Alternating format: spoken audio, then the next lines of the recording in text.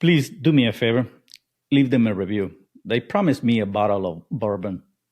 Hey everyone, welcome to the SOB Marketing Podcast, where we celebrate the SOB that you are, and if you haven't figured it out yet, we mean small-owned business. We don't mean SOB. Listen, we know that as a small business owner, you are working hard on the daily to keep your business fully operational while trying to promote it. And while some days it may feel like the business is owning you, if we're being honest with each other, I bet you would admit that you wouldn't give up the insanity for anything. Our commitment here at the SOB Marketing Podcast is to give you the real talk, what works when it comes to advertising, marketing, promoting your business, and then what doesn't really work. And Chelsea and I promise to always keep the conversation real. We're back and better than ever. I mean, at least that's what we're telling ourselves. You guys, before we get into our topic for today's marketing discussion, let me just remind you that we have a TLDL section. Ooh. Okay. Too long, didn't listen. So if you guys are in a rush because you're a small business owner and you just want a quick synopsis of the conversation we have, go ahead and head to that chapter at the very end of this episode. Chelsea gives you a quick rundown, and then we want you to come back and listen to the full discussion, because that's where all the meat and potatoes, all the juicy stuff, all the juiciness comes into play. And then lastly, reminder, we have a whole backlog of episodes that you guys can listen to. So if you are wanting to just brush up on your marketing, if you want to hear discussions about how you can promote your small business in a very matter-of-fact way, we don't do all of that, fluff. We don't do the you need $200,000 to promote your business. We're going to give you the lowdown, what works, what doesn't, and all that good stuff. So go ahead and check out those episodes and hit subscribe while you're at it so you could get notified whenever a new episode drops. Yeah. All right, Chelsea, what are we talking about today? Ooh, Vivian, we are once again talking about our favorite marketing channel, marketing campaign, marketing, whatever you want to call it. It's email marketing time. What? Did y'all really think we were going to let 2026 start off without a discussion about email marketing? Seriously. I mean, it's the thing that we love the most. It's the thing I love the most, at least. Yes. So in what capacity are we going to be discussing email marketing? So today we are specifically talking about how to grow your email list. Okay. If you want to learn why you should do email marketing, or if we have so many episodes about email marketing. So if you're watching on YouTube, go to our channel and just type in email marketing. If you're on Spotify or Apple Podcast, just search email marketing and you'll find our dozens, probably, episodes about email marketing. But today specifically, we're talking about growing your email list. Yes, something that we hope every single one of you will consider doing in 2026, because let me just remind you, I get it. The TikTok and the Instagram and the YouTubes, all of these things are very exciting. They allow you to grow your influence and to promote your small business. However, you do not own any of that. Yeah. If they decide to shut down your channel, if they decide to, block your profile, then you guys are kind of out of luck unless you have an email list. Okay. So this is your lifeline to potential sales and to your customers. Yes, absolutely. So Vivian, before we get started, it is time for the beep, beep, beep, beep, beep, marketing hot take. Okay. And I know you're going to agree with me. Well, maybe not. Email marketing is underrated. And if I could, I would make every single small business owner send out emails. Yeah, I actually do agree with you. So it is underrated. I think it is the less glamorous thing. It's the old school thing that we've been doing since AOL days. And so it just doesn't have the polish that some of the other things like live shopping and social media marketing and SMS text marketing. It's not the new bright shiny thing. Yeah. So I think it gets overlooked because it's like the paw of marketing. The paw. I love that. That's cute. I've never, can I just say, we call, at least, okay, I call our grandmother grandmother. Mm-hmm. So when Tim introduced me to his grandmothers and it's Nanny and Mama, I was like, what? I thought you were going to say Mima and Papa. No. it's it's along those lines. It's Nanny and Poppy. Okay. And then Mama. And I'm like, what? I call Grandma grandmother. Like, I don't, what? I think it's cute now. I'm used to it now. But it is. It's a very cute Southern thing, that's for sure. It's a Southern thing. Yeah. That's right. Okay, Vivian, where do you want to start this conversation? All right. So why don't we just kick this off by reminding you guys why we sing the praises of email marketing each and every time. Okay, we're going to keep this real short because obviously we have episodes in which we've already done this. Yes. And we can talk about this all day. Why email marketing is worth your time. It's cost effective with a high ROI. It's measurable and trackable. It's great for personalization and segmentation. And it's easy to, well, I already said segmentation, but it's easy to segment, to automate, and it's great for building relationships.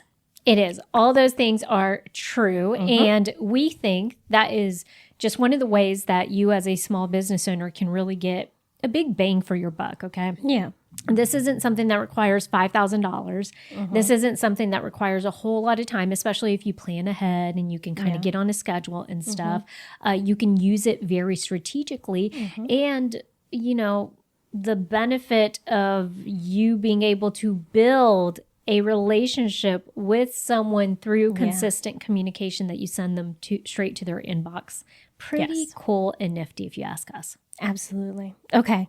We kept that real short because we want to go ahead and just dive right in to it's 2026. You've decided you're taking email marketing seriously this year, but you need to build your email list.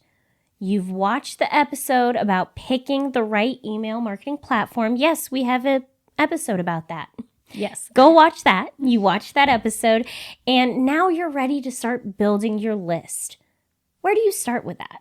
Let's talk about keeping our email list clean. We don't want you guys to be rebels without a cause out there. We don't want you to get locked up and put behind bars. No. And so we want you to be on the right side of the law, okay? Which means that you need to ask for consent. All right? Consent is, I haven't decided yet, Vivian, which episode is going to go out first. Okay, we batch our episodes, but in the episode we just recorded, I said consent is everything. And that's true across the board in every scenario. Yes. It is the highest of the highest importance to ask people if it is okay. You need their permission to be able to put them on your email list. And we're not just saying this so that it's something we mark off the list to say like, oh, we told them to get consent. There could be some serious implications if you are not asking people because they are cracking down on this type of stuff. And so be sure that you are just getting permission ahead of time to put people on their list because that is personal information. Yeah. Yeah. You also want to make sure that it is simple and easy for people to unsubscribe to your list. And you want to make sure you're not buying lists. Yes. Because even though that sounds tempting, it is technically illegal. It's going to hurt your brand reputation. And honestly, it's going to get you blacklisted. It's not worth it. Yeah. Yeah. All right. So now that we know you guys are not doing hard time, what is the next thing we need to consider about growing an email list, Charles? Okay. Well, let's start with low-hanging fruit. Okay. So inform your existing customers. And let everyone know on social media that you have an email list. Let people know when you're checking them out that you have an email list. Have a very simple sign-up form. Most POS systems, if not all POS systems, have that option available. Absolutely. It's really important to remember, Vivian, that people need a reason to join your email list, Yeah. like a compelling reason. And we see this a lot, and we're going to talk in a second about lead magnets, get 10% off and stuff like that. That's great when you're trying to attract existing customers. I'm not going to say it's harder because in ways it's easier. Okay. It's a little bit harder because do they necessarily want 10% off right now? Maybe, maybe not. Right. But they've already established a relationship with you. And if their experience went well with your small business, then they're going to be more comfortable with keeping that relationship open.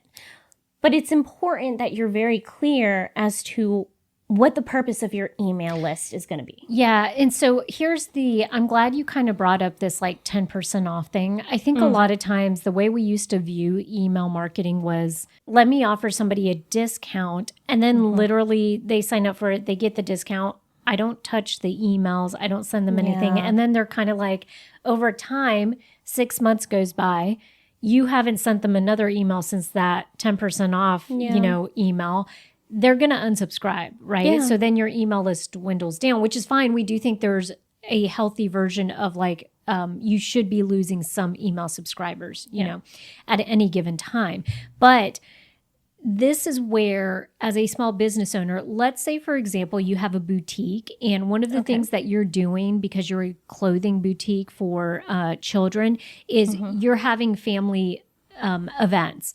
And so some of these family events that you're having, one of the ways that you let people know about it is not just social media, but it could be through your email list. And so your pitch to people when they come in and they make a purchase with you and they're a first-time customer is, by the way, we coordinate family events and we would love to see you at the next one. The best way for you to keep in the know about that kind of stuff is to sign up for our email list. Can I go ahead and add your email, to the thing? And then, so letting them know ahead of time, one of the things I relay or I communicate through email is the event coordination, is, the specials we have coming up, is, where I'm going to be if I'm a pop-up. Or if I like to do farmers markets and stuff like that, where I'm going to show up. But I think what drives a lot of that too is you as a small business owner making the commitment that you're actually going to utilize that email as a form of communication. Yes. And it doesn't have to be in the ways that we just brought up. It could be very structured. Maybe you just use it for promotions. Maybe you just use it to share events. Yeah. Maybe you use it a little bit for education and to share where you're going to be at at farmers markets, all that stuff. You get to decide, but this is going to help you shape your compelling reason to pitch to people on why they want to join. We're talking to low-hanging fruit. We're discussing it with existing customers. Send a post-purchase email. Oh, okay. Okay, so they purchased it online.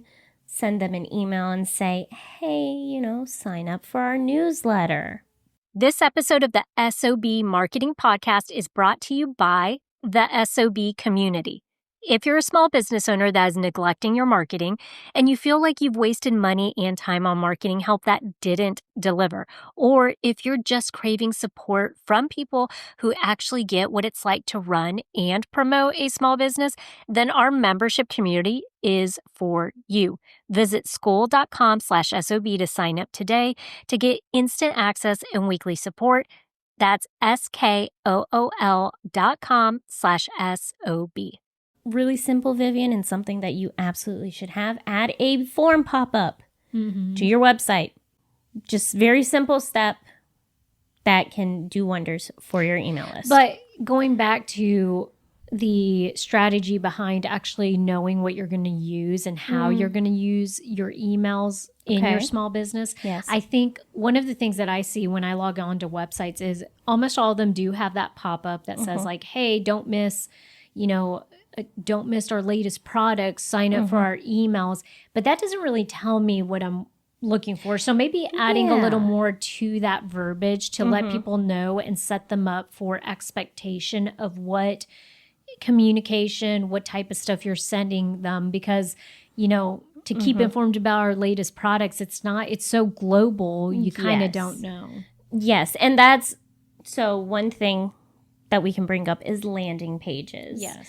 So you're saying, oh, if you're interested in this, you click on a link, it'll take you to a landing page where they can fill out your information. So this form pop-up is kind of like a landing page. The point is it needs to be thorough and well thought out. And you need to be clearly explaining to people what they're going to get out of joining your email list. Because just saying, oh, keep up with our latest products, like that's not enough. Yeah, and I think that's how a lot of us still kind of look, well, not us, but a lot of people still kind of look at an email list as it's a little more hands off. So I love that you're putting a mix in here of, okay, you have the pop-up box, which is you're basically giving website visitors an opportunity to go onto your email list. Yes. Perfect. But the landing page is a little more direct because with the landing page, that is a tool that you can use to very strategically grow that email list, because depending on what you're offering them, right? So maybe it's, hey, here's a free download of, a checklist for something, whatever it is. But in order to get it, you have to supply your email, right? Yes. So those are nice because landing pages allow you to collect not just an email, but a lot more information. Depending on what you're offering them, you now know what their interests are. Yes. Okay? Because they have downloaded this thing that you've promised them. And now you're like, oh, now I know anything related to this. I can also Email them, and they may buy. Well, Vivian, we're talking about landing pages. Landing pages go hand in hand with lead magnets, which is what I want to talk about. Okay. Because landing pages are the final step to a lead magnet, right? Yeah. I mean, it could be final step or first step because it houses it. It houses the lead magnet. It houses the lead magnet, yes. So the landing page is where someone lands to fill out their information. The lead magnet is the thing that you're offering them. So like we talked about, it could be 10% off for sharing your email, but it can be more than that. It can be a free download. We have a lot of free downloads. Okay. Go check them out. We have a lot of resources out there for small businesses. So go look at those. But free downloads, there are quizzes. You can do a quiz where to get the results, they end up at the landing page to fill in their information to get the results, right? Or gamification. This is really popular now on websites. You land on a website, you get that pop-up of the spinning wheel. And you put in your information for the wheel to stop, and it lands on whatever prize you get. Right. Right? These are all different ways that you can collect emails so you can build that email list. Yeah, and also the old school way of when somebody comes in, you can ask them directly. Your point of system can prompt them, all of that good stuff. So I think the gamification part of it always kind of interests me because I do find, and take it from someone that just downloaded an app to gamify habits that I want to start in 2026. It is all Let me know if that's helpful. I think it will be. Okay. But it's very intriguing the way that our mind now it's shaped. I want to say shaped, quote unquote, differently in terms of the way you get us to take action is very different than it was 15, 20 years ago. Now everything feels quick and it feels like it has to be a game and I have to be incentivized and I need it to be bright colors and it needs to be fast paced. It's all very, very different. Yeah, no, I get that. Vivian, want to round out this conversation by saying the key to attracting people to get onto your email list is, y'all are going to be so tired of me for saying this, knowing your target audience. I know. Think of it this way. Let's say you're a local coffee shop, okay? And you primarily serve locals.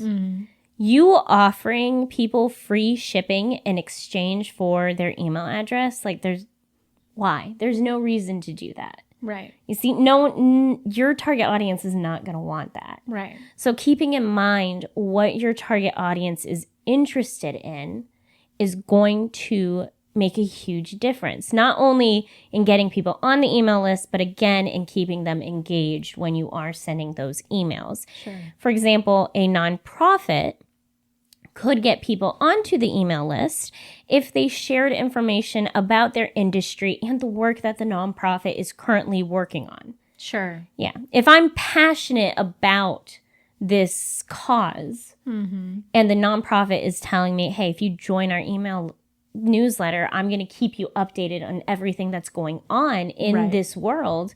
Yes, I will sign up for that newsletter. Yeah. And so the topics, the information you share can vary. I love that you brought this up. There are a lot of email lists that have grown substantially from niching down and focusing on a very specific industry or a very specific topic. Yeah. So I think, it's just a matter, like Chelsea said, knowing your target audience is going to help you to find the best way for you to incorporate growing an email list in 2026, because let's not underestimate the value that can bring to your small business. Think about this. If every time you have a new product in, if you're offering a new service, you have a list of 500 people that you can automatically send information to, and maybe you'll get 10% of those people to actually sign up for the thing, why would you not want to do that?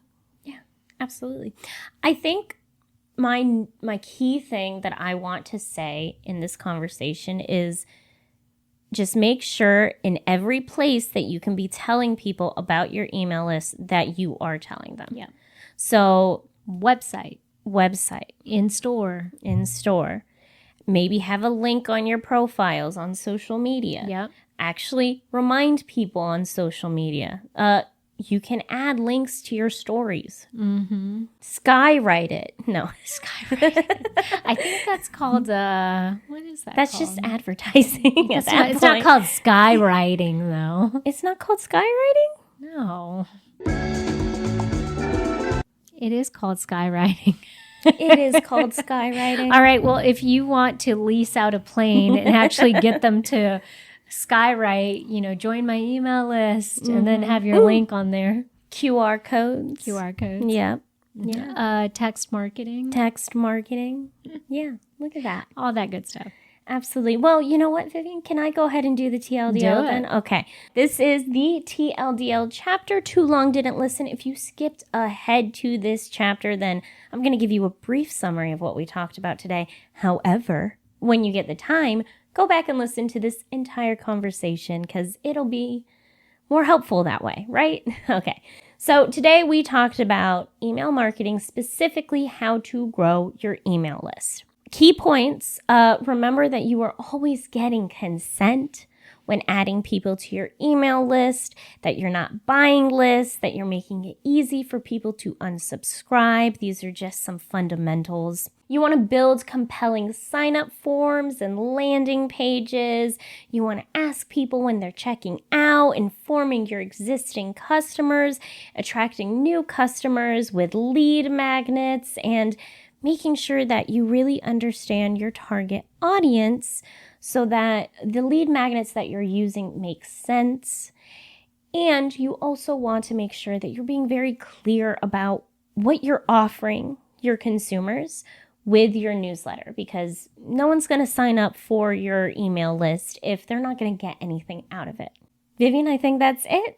I think that was it. The conversation was short and sweet, but we hope that we brought a ton of value to that. Yeah. Reminder, please subscribe to Go Ahead. I was going to say it was short and sweet because we have like 4 or 5 different episodes about email marketing. Go watch all of them. That's right. Reminder, go ahead and subscribe to this channel so that you guys can get notified when a new episode is dropped. And as always, we hope that you guys will share this podcast with your SOB, your small owned business friends, because we kind of have to hang in there together, you guys. We got to help each other out. We got to support and promote and just let people know about the resources that are out there so that they can stay in business longer. Absolutely. And send us a voice note or buy us a coffee and go be the best SOB you can be.